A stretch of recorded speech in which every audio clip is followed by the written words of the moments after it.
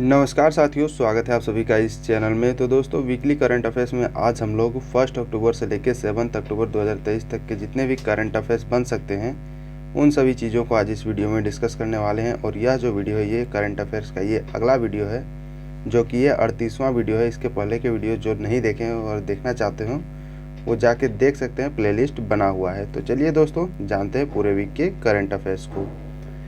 मालदीव के नए राष्ट्रपति नियुक्त किए जा चुके हैं, मतलब चुने जा चुके हैं, जिनका नाम है डॉक्टर मोहम्मद मुइज़्ज़ू इनका नाम है, जो कि अब मालदीव के ये नए राष्ट्रपति ये बन चुके हैं। जो कि ये विपक्षी दल के जो गठबंधन नेता ये चुने गए हैं, जिसमें पीपीएम और पीएनसी का गठबंधन किया गया है, जिसके बाद ये राष्ट्रपति चुने गए हैं। और इसके पूर्व के जो राष्ट्रपति थे इब्राहिम मोहम्मद सोलिह जो थे, ये मालदीव के पूर्व राष्ट्रपति थे, तो इनका भी नाम ध्यान में रखें। अब नेक्स्ट जानते हैं जो अगला करंट अफेयर है। नोबेल पुरस्कारों की घोषणा ये की जा चुकी है, तो उनमें से जानेंगे कि किनको किनको किस किस क्षेत्र में नोबेल पुरस्कार दिया गया है। तो पहले जान लेते हैं भौतिकी का जो नोबेल पुरस्कार 2023 में ये दिया गया है। ये दिया गया है वैज्ञानिक पियरे एगोस्टिनी, फेरेक क्राउज और एनी एल हुलियर को ये दिया गया है भौतिकी का नोबेल पुरस्कार 2023 का। और इन लोगों को क्यों दिया गया है? इन लोगों को दिया गया है पदार्थ में इलेक्ट्रॉन गतिशील के अध्ययन के कारण इन लोगों को दिया गया है। जिसमें दोस्तों इसमें पुरस्कार राशि की बात करें तो ये 11 मिलियन स्वीडिश क्राउन, जो कि ये लगभग $1 मिलियन के ये बराबर होता है, इतना इन लोगों को पुरस्कार राशि इसमें दिया जाएगा। जो कि ये दिया जा रहा है royal Swedish academy of sciences के द्वारा ये प्रदान किया जाएगा इन लोगों को। तो ये ध्यान में रखें, बस इनका नाम ये ध्यान में रखें। आने वाले जितने भी अभी एग्ज़ाम हैं उन सभी एग्ज़ामों के लिए ये काफ़ी इम्पोर्टेंट होने वाली है। ये आपको दिख रहा होगा, ये हैं पियरे एगोस्टिनी जिनको मिला है, और फेरेंस क्राउज जिनको दिया गया, और एनी एल हुलियर जिनको ये भौतिकी का नोबेल प्राइज़ ये दिया गया है। नेक्स्ट है जो कि ये साहित्य का नोबेल पुरस्कार 2023 ये दिया गया है। नॉर्वेजियन एक लेखक हैं और एक नाटककार हैं जिनका नाम है जॉन फॉसे। इनको साहित्य का नोबेल पुरस्कार 2023 से इनको सम्मानित किया जा चुका है। अगला नोबेल पुरस्कार है जो कि ये चिकित्सा के क्षेत्र में ये दिया गया है, और ये दिया गया है कैटालिना कारिको और ड्रू विस्मैन को दिया गया है चिकित्सा का नोबेल पुरस्कार 2023। और ये दोनों को संयुक्त रूप से ये दिया गया है। और क्यों दिया गया है? इन लोगों के द्वारा जो मैसेंजर आरएनए, जिसको mRNA बोला जाता है, उसके तकनीक से कोविड-19 का जो टीका जो बनाया गया था उसकी मतलब उसी के हेल्प से ये बनाया गया था। तो ये इसी के लिए इनको दिया गया है चिकित्सा का नोबेल पुरस्कार। तो ये ध्यान में रखें इन लोगों का नाम भी। ये आपको दिख रहा होगा कैटालिना कैरिको और ड्रेव विस्मैन, जो कि आपको फिगर में दिख रहा होगा, जिन लोगों को मेडिसिन के क्षेत्र में 2023 का ये नोबेल प्राइज़ दिया गया है। अगला है रसायन विज्ञान में जो नोबेल पुरस्कार दिया गया है, ये दिया गया है मैगी जी बावेंडी और लुइस ई ब्रूस और एलेक्सी आई एक्कीमोव को ये दिया गया है रसायन विज्ञान का नोबेल पुरस्कार 2023 से। इन तीनों को सम्मिलित रूप से ये दिया गया है। जो कि इन लोगों का जो खोज था, ये क्वांटम डॉट्स की खोज और संश्लेषण के लिए इन तीनों को ये दिया गया है। तो ये भी ध्यान में रखें। ये आपको दिख रहा होगा मौगी जी बावेंडी और लुइस ई ब्रूस और एलेक्सी ई एक्कीमोव, जो कि ये तीनों को संयुक्त रूप से दिया गया है इस साल का केमिस्ट्री का नोबेल प्राइज़। तो ये कुछ जो नोबेल प्राइज़ दिए गए हैं, हालांकि और भी नोबेल प्राइज़ दिए जाएंगे, वो आपको नेक्स्ट जो अगले वीक का जो करंट अफेयर्स होगा उसमें आपको कवर किया जाएगा।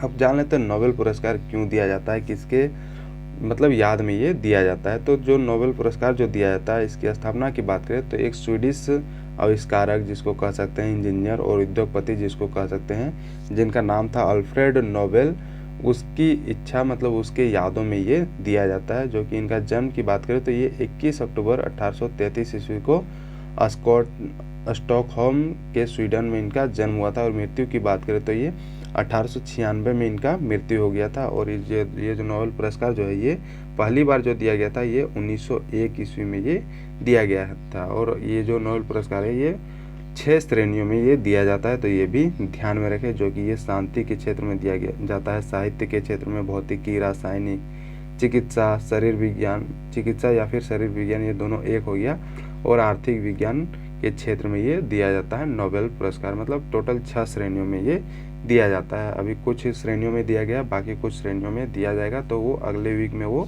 कवर कर लिया जाएगा।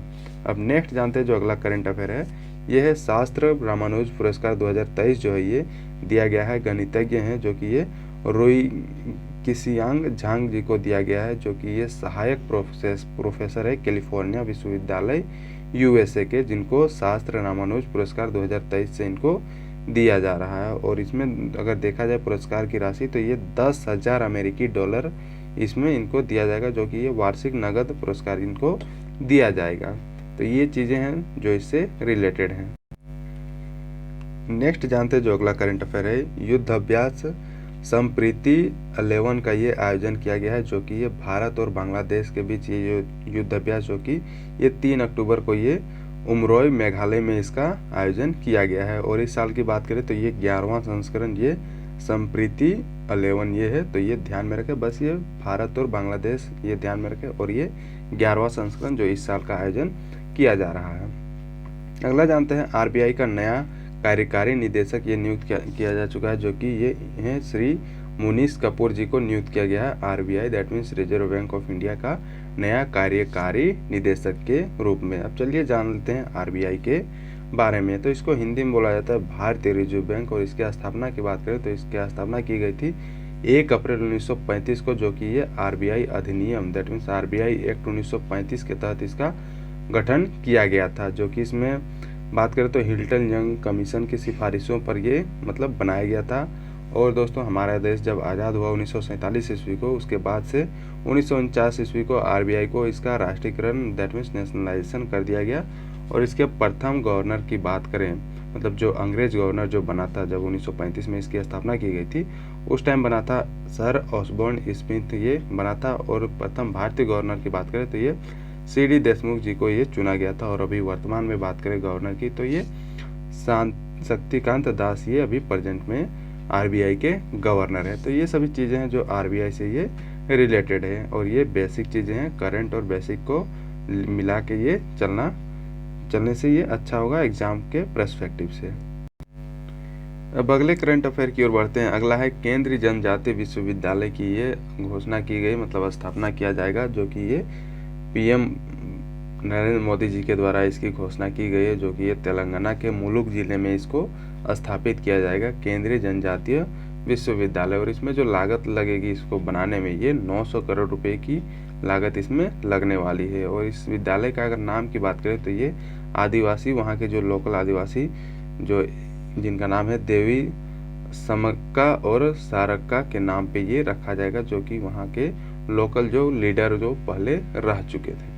अब नेक्स्ट जानते हैं जो नई प्रजाति की मछली को खोज किया गया है, और ये किया गया है नागालैंड के मिलिक नदी में इसकी खोज की गई है, जिसका नाम रखा गया है बादिस लिमाकुमी इसका नाम रखा गया। तो ये ध्यान में रखें बादिस लिमाकुमी ये किससे रिलेटेड है, तो ये मछली से रिलेटेड, मतलब ये मछली की नई प्रजाति है जिसको खोजा गया है नागालैंड की मिलिक नदी में।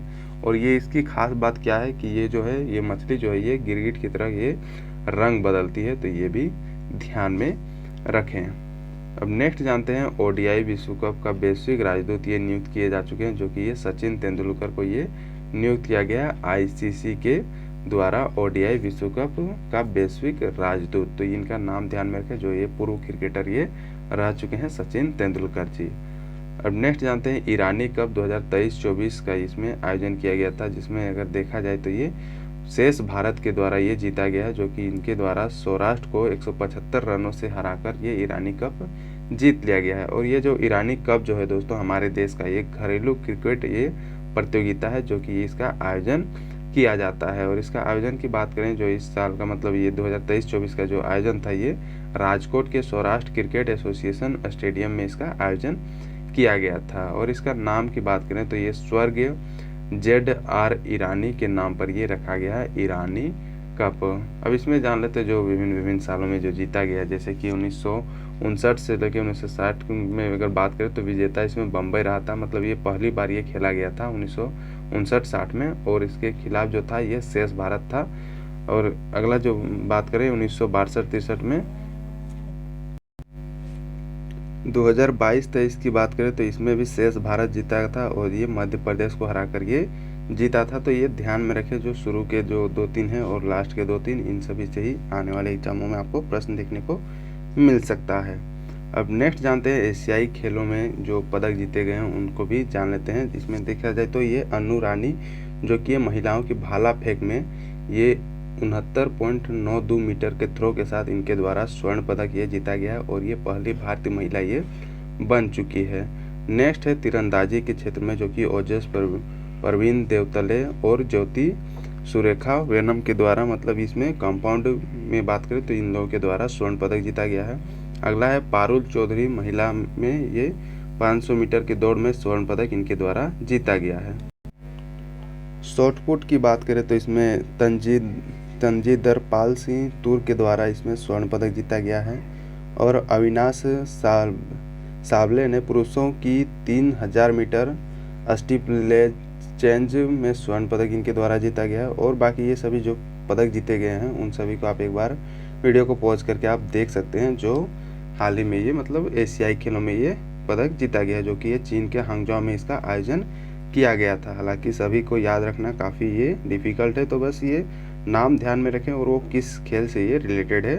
हो सकता है आने वाले एग्जाम में आपको यहाँ से प्रश्न देखने को मिल सकते हैं। और भी चीज़ें जैसे कि देखा जाए तो नीरज चोपड़ा जी जो कि भाला फेंक में इनके द्वारा 88.88 मीटर का इसमें जिसके द्वारा इनके द्वारा स्वर्ण पदक जीता गया। और किशोर जना ये भी भाला फेंक के ये खिलाड़ी हैं जिनके द्वारा 87.54 मीटर में इनके द्वारा रजत पदक ये जीता गया है। और बॉक्सिंग की बात करें तो ये लवलीना बोरगोहेन के द्वारा रजत पदक जीता गया है और भी खिलाड़ी हैं जिनके द्वारा स्वर्ण पदक और ये सभी जीते गए हैं। अब नेक्स्ट जानते हैं वाघ नख, और ये न्यूज़ में क्यों है, क्योंकि इनको दोस्तों हमारे देश में ये 3 सालों के लिए मात्र इनको लाने की ये बात चल रही है, जो कि ये महाराष्ट्र के सांस्कृतिक मामलों के मंत्री सुधीर मुंगनीतवार ने मराठा राजा छत्रपति शिवाजी महाराज की 17वीं सदी की वाघ नख को लंदन के विक्टोरिया और अल्बर्ट संग्रहालय से ये समझौता पर हस्ताक्षर हुआ है, जिसमें दोस्तों इनमें देखा जाए तो ये नवंबर 2023 से लेकर नवंबर 2026 तक ये मतलब लाने की ये बात चल रही है। इतने टाइमों के लिए ये यहाँ पर लाया जाएगा इंडिया में। अभी इसकी बात ही मतलब ये वाघ नख ये मतलब ये क्या चीज़ है, इसके बारे में एक बार जान लेते हैं। तो इसमें जो है दोस्तों ये अफजल खां के द्वारा मतलब और अफजल खां और शिवाजी महाराज के द्वारा मतलब एक मीटिंग मतलब बुलाई गई थी, मतलब औपचारिक मीटिंग ये रखा गया था, जिसमें अफजल खां जो है वो ये डिसाइड किया था, क्योंकि अफजल खान जो था वो काफ़ी मतलब लंबा चौड़ा था और जो शिवाजी महाराज जो था वो थोड़ा नाटे मतलब वो थोड़ा उससे एज कम्पेयर टू वो नाटे थे। तो मतलब ये मीटिंग रखा गया था 1659 में बीजापुर में इसमें रखा गया था, जो कि इसमें मतलब कोई हथियार वगैरह नहीं लेके मतलब एक आपसी मीटिंग ही इसमें रखा गया था, जिसमें अफजल खां जो था वो सोच रहा था कि इसको अपने मतलब हाथ से इसका गला मतलब दबा के इसकी हत्या कर दिया जाएगा। तो इसमें दोस्तों ये शिवाजी जो महाराज हैं वो काफ़ी मतलब चालाक थे और उनके द्वारा इस पे भरोसा ना करके ये जो है बाघ नख जो है वो अपने हाथों में पहन के वो गए थे। तो जैसे ही अफजल खां उसको मतलब टेटुआ दबाने की कोशिश की तो वो यही बाघ नख से ये अफजल खां की हत्या कर दी थी।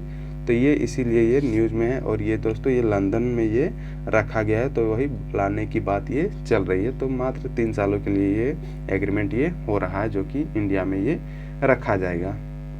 अब नेक्स्ट जानते हैं अगला जो है हाइसेंस के नए ब्रांड एम्बेसडर ये नियुक्त किए गए, जो कि ये क्रिकेटर रविंद्र जडेजा को नियुक्त किया गया हाइसेंस के नए ब्रांड एम्बेसडर के ये रूप में। और ये एक इलेक्ट्रॉनिक और घरेलू उपकरणों का ये संबंधित ये एक मतलब कंपनी है हाइसेंस, तो ये भी ध्यान में रखें। नेक्स्ट है स्पिनोजा पुरस्कार, जो है ये भारत मूल की ये प्रोफेसर है जिसका नाम है डॉक्टर जोयिता गुप्ता को ये दिया जाएगा स्पिनोजा पुरस्कार, तो ये ध्यान में रखें। अब जानते हैं दोस्तों जो इम्पोर्टेंट डेज हैं जो इस वीक में जो थे उन सभी को भी जानना काफ़ी ज़रूरी है।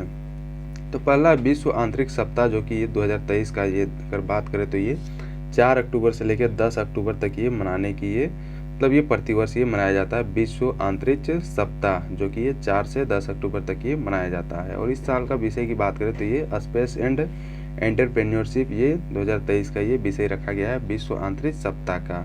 अगला जो डे है विश्व सेरेब्रल पैलेसी दिवस, जो कि ये प्रत्येक साल 6 अक्टूबर को ये मनाया जाता है। और ये सेरेब्रल पैलेसी वाले जो लोग जो रोगी होते हैं उन सभी के बीच मतलब जागरूकता फैलाने के लिए ये मनाया जाता है प्रत्येक साल 6 अक्टूबर को, तो ये दिन ध्यान में रखें। और इस साल का जो विषय है ये टुगेदर स्ट्रॉन्गर, ये 2023 का ये विषय रखा गया है विश्व सेरेब्रल पैलेसी दिवस का। नेक्स्ट है वर्ल्ड टीचर्स डे, जो कि ये 5 अक्टूबर को ये मनाया जाता है। वर्ल्ड टीचर्स डे मतलब विश्व शिक्षक दिवस। और 2023 का थीम की बात करें वर्ल्ड टीचर डे का, तो यह the teachers we need for the education we want, the global imperative to reverse the teachers shortage, ये रखा गया है 2023 का ये थीम। सॉरी, थोड़ा गला फंस रहा था इससे।